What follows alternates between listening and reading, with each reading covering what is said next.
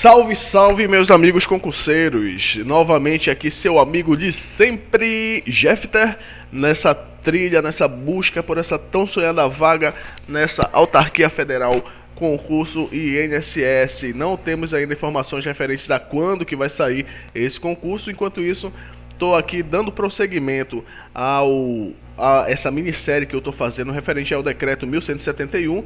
Já acabei de estudar, agora vai ser só revisionar ela, né? Hoje eu trago, como prometido no último vídeo, né, na série de 4, esse é o quinto vídeo referente a essa série decreto 1171. Estou trazendo aqui algumas questões para que a gente possa resolver juntos, citando o decreto 1171, perdão, citando o decreto 1171, tentando passar uma explicação referente a essas questões. Todas são do CESP, do Conselho Nacional de Justiça, tanto para o cargo de técnico como de analista, que ocorreu em 2013, né? E essas questões foram retiradas do site www.mapadaprova.com.br. Eu vou deixar o site na descrição, caso você queira resolver algumas questões. Ele é muito simples, não precisa cadastro. O melhor que eu encontrei até agora para se resolver questões referentes ao decreto 1171, tá ok? Dando prosseguimento, sem mais delongas, me vinculado a qualquer atividade empresarial suspeita pode incorrer em falta ética? Positivo. O servidor ele não deve ligar o seu nome à atividade profissional à ética ou a empreendimentos de cunho duvidoso, né? Não, mas ele é suspeito. Só de ser suspeito já é um empreendimento de cunho duvidoso, meu amigo. Você não deve ligar o seu nome a ele, ou você pode responder na questão ética referente a essa falta, já que o decreto 1171 aponta justamente essa questão, tá bom? Essas questões que eu estou passando são justamente... tudo tem a ver com interpretação, porque algumas questões são parafraseadas, né, o que o próprio decreto diz, e em outras você deve fazer uma interpretação. Vamos dar continuidade, questão 2. O servidor público deve adotar um comportamento de colaboração com seus colegas, quando perceber que, em sua organização, os deveres e os papéis são desempenhados adequadamente em conformidade com a lei. Positivo. O decreto 1171, ele diz que o servidor público que trabalha em harmonia com sua estrutura organizacional, respeitando seus colegas e cada concidadão colabora e de todos deve receber colaboração, pois a sua atividade pública é a grande oportunidade para o crescimento e engrandecimento da nação. Justamente isso que está dizendo aqui. Mas e se o servidor, né? Vamos lá prolongar mais a questão. E se ele verificar que as atividades não são desempenhadas adequadamente nem em conformidade com a lei? Muito simples. O servidor deve denunciá-la e ainda por cima exigir as providências cabíveis, né? Aí é questão de raciocínio, você interpreta o que está sendo dito, faz a ligação com algum artigo, inciso, né? Ou a linha do decreto 1171 e você vai encontrar a resposta facilmente. Questão 3. O servidor que carregar consigo documentos institucionais sem prévia autorização não poderá sofrer penalidade se for constatado que não havia ninguém responsável por autorizar a retirada dos documentos. Negativo, essa questão está errada.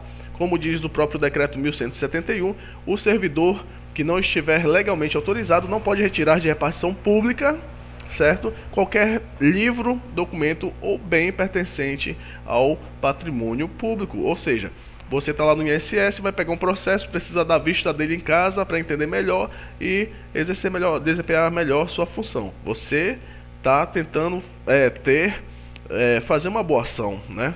Dar agilidade ao seu trabalho, porém, essa forma está errada. Mesmo que tenha alguém, você ainda por cima tem que estar legalmente autorizado para retirar aquele documento daquela repartição, né? Você não pode pegar um documento sigiloso, um processo sigiloso, levar para casa e dar vista ainda por cima sem informar ninguém. Então, como eu disse no vídeo referente ao decreto, jamais retire qualquer bem pertencente ao patrimônio público de dentro dele.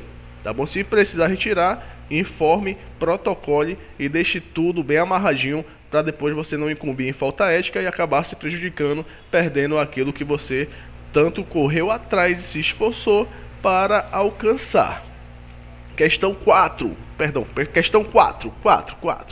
O servidor público que, ao constatar falta ética de seu colega de trabalho, deixe de representar contra a referida pessoa não deverá ser apenado, pois a delação no serviço público tem caráter discricionário.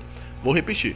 O servidor público que, ao constatar falta ética de seu colega de trabalho, deixe de representar contra a referida pessoa, não deverá ser apenado, pois a delação no serviço público tem caráter discricionário. Eu vejo um amigo meu cometendo algum tipo de indisciplina, uma falta ética, e eu não comunico, né? Estou incumbindo em uma outra falta ética, da omissão. O decreto 1171 diz que, ao perceber que tanto superiores hierárquicos como os colegas de profissão hierarquicamente superiores ou inferiores, né, eles cometam algum ato de falta ética, tanto deverá ser comunicado, como ainda por cima deverá ser exigida as providências cabíveis, tá bom? Dando prosseguimento. Questão, assim, e também diz que, por quê? Pois a delação no serviço público tem caráter discricionário? Negativo, a delação não tem caráter discricionário não. O decreto deixa bem claro que deve ser comunicado e as providências legais devem ser tomadas, né? As providências legais e administrativas devem ser tomadas. Questão número 5. Se um servidor for desviado de função por sua chefia imediata, em virtude de necessidade particular do trabalho, ele deverá cumprir suas novas atribuições, pois é seu dever ético. Negativo, está errado. Um servidor que for desviado de função por sua chefia imediata, ele não tem aquela obrigação de ficar naquele serviço. Por quê? O servidor público, o trabalho dele é pautado por regulamentos, normas de serviço, pela própria legislação que descreve tudo aquilo que o servidor deve fazer. Então, se ele sofrer algum desvio de função, ele não é obrigado a cumprir aquela função, ele deve procurar os métodos adequados para o retorno imediato para o papel que ele tem que cumprir naquele órgão. É claro que existe a camaradagem, chega um amigo seu, tá ali do seu lado, você vai pegar um café, vai pegar uma água, ele diz, traz o café para mim, por favor.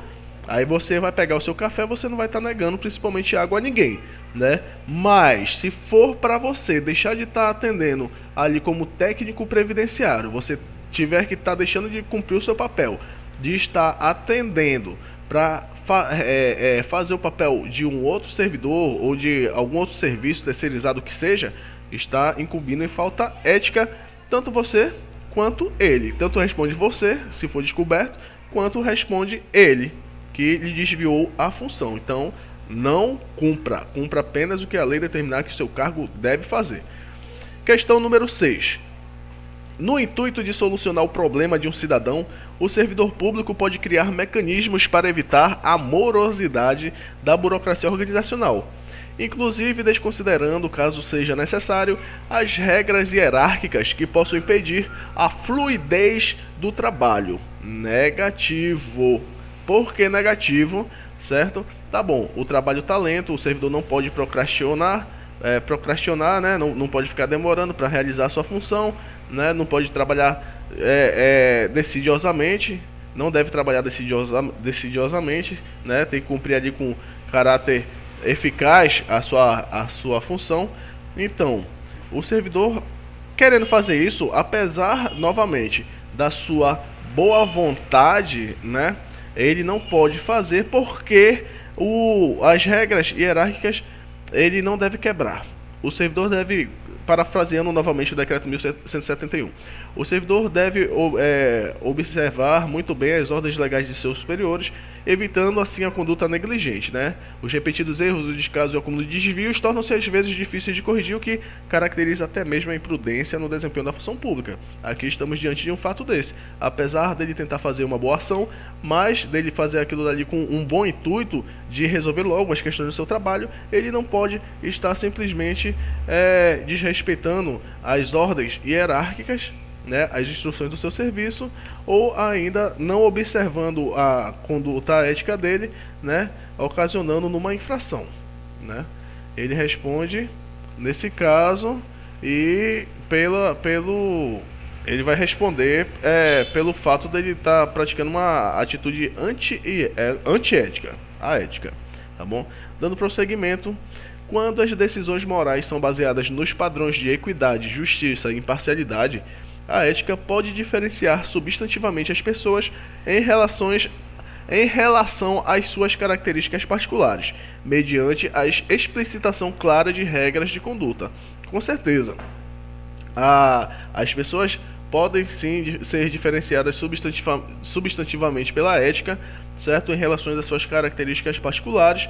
Parafraseando o decreto 1171, o servidor deve sempre agir com urbanidade, disponibilidade e atenção, respeitando a capacidade individual de todos e as limitações individuais de todos os usuários dos serviços públicos, sem qualquer espécie de preconceito ou distinção. Então a ética diferencia sim, desde que seja baseado de forma razoável, né? Você não vai, não é porque a ética diferencia substantivamente as pessoas que você vai tratá-las de forma que não seja com equidade, tá bom? É aquela questão da isonomia, né? Tratar os iguais de forma igual e os diferentes de forma diferente, mas tudo levando àquela razoabilidade e proporcionalidade que traz uma certa igualdade no trato com todos. O que o servidor não pode é criar distinções ou tratar com qualquer espécie de preconceito, né? No caso, raça, sexo, cor, idade, nacionalidade, religião, cunho político ou posição social, entre outros. Abster-se totalmente disso para que não cause dano moral ao usuário. Questão 8. Em cada órgão e entidade da administração pública federal, direta, indireta, autárquica e fundacional, deverá ser criada uma comissão de ética encarregada de orientar e aconselhar sobre a ética profissional do servidor no tratamento com as pessoas e com o patrimônio público.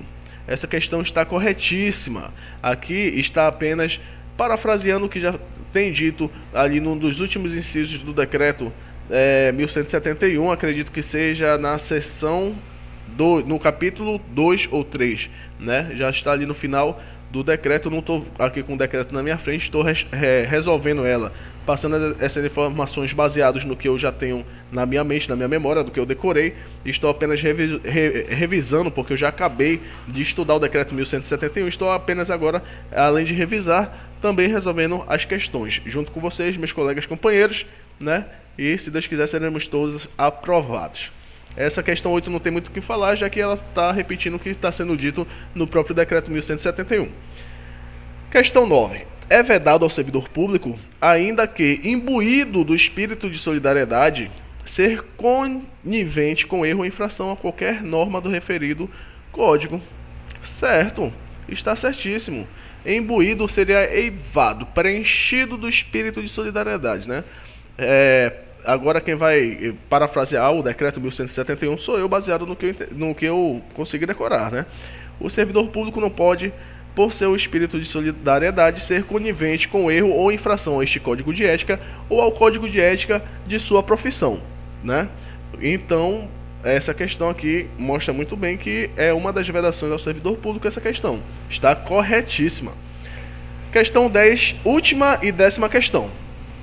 A pena aplicável ao servidor público por uma comissão de ética poderá ser a de censura e, possivelmente, a de demissão, sendo que sua fundamentação deverá constar do respectivo parecer assinado por todos os seus integrantes com ciência do servidor. Nossa, totalmente aqui eles fizeram um rebuliço nessa questão, né? A pena aplicável ao servidor público pela comissão de ética, você sabe que a única que pode ser aplicada é a de censura, certo?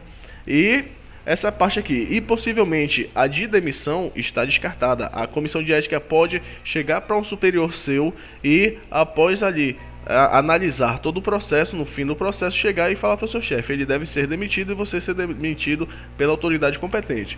Mas a única pena que a comissão de ética pode aplicar é a de censura, tá bom? O que a comissão de ética pode fazer é feito o Tribunal de Contas da União, o Ministério Público da União aconselhou o presidente Jair Bolsonaro a abrir o concurso no prazo de 30 dias, que as nomeações sejam em até 160 a 180 dias, né? E que fosse aberto até o final de maio, o que não ocorreu, né? Ainda estamos aqui no mês de maio, né? Espero que abra ainda, né? E a mesma coisa pode fazer a comissão de ética. Ela nunca vai lhe demitir, mas ela pode instruir a sua chefia, através de provas, é claro, né? A que ocorra a demissão. Dando continuidade.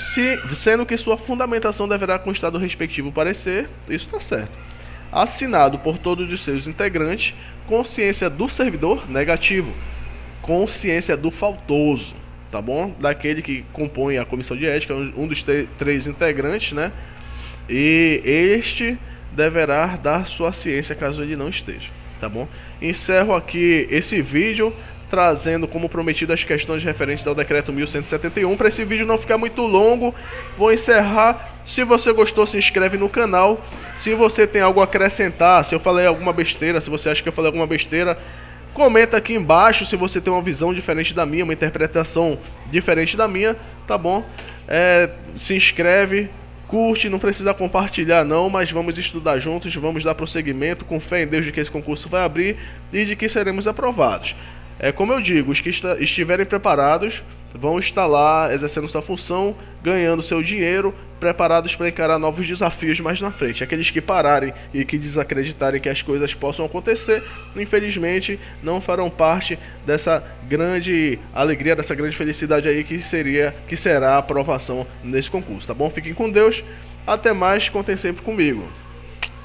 Abraço.